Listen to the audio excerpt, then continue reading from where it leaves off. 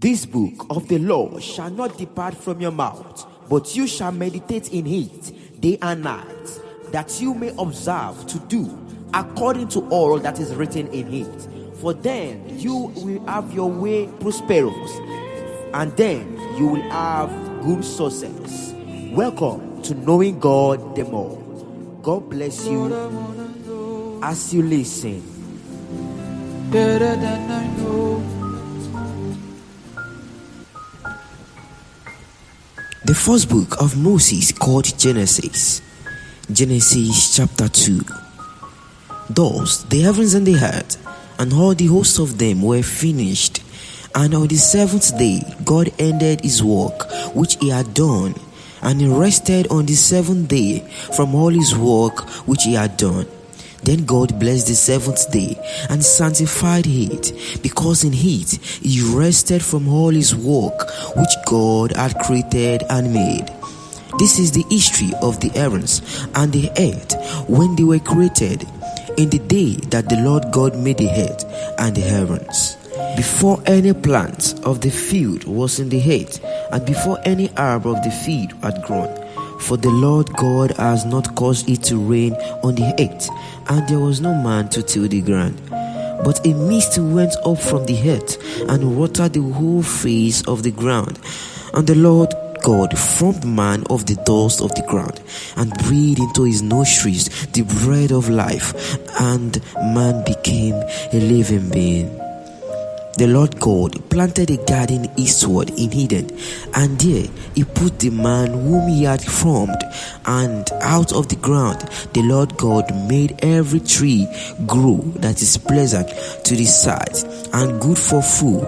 The tree of life was also in the midst of the garden, and tree of the knowledge of good and evil.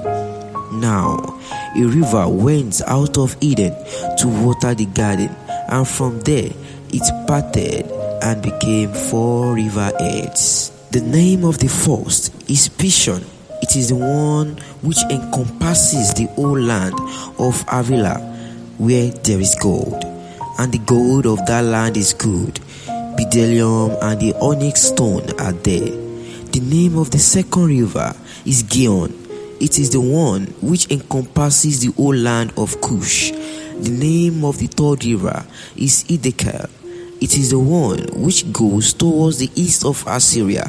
The fourth river is the Euphrates.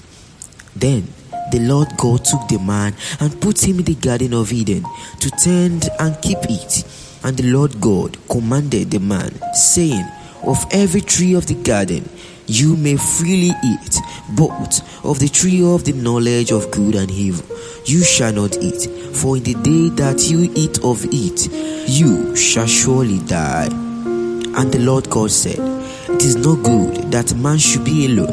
I will make him a helper comparable to him. Out of the ground the Lord God formed every beast of the field and every bird of the air, and brought them to Adam to see what he would call them.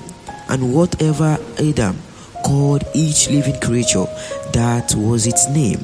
So Adam gave names to all cattle, to the birds of the air, and to every beast of the field. But for Adam there was not found a helper comparable to him.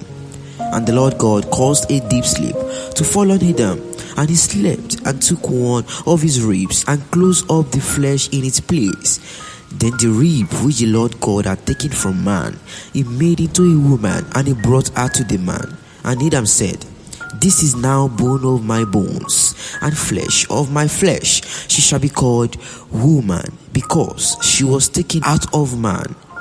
Therefore a man shall leave his father and mother, and be joined to his wife, and they shall become one flesh.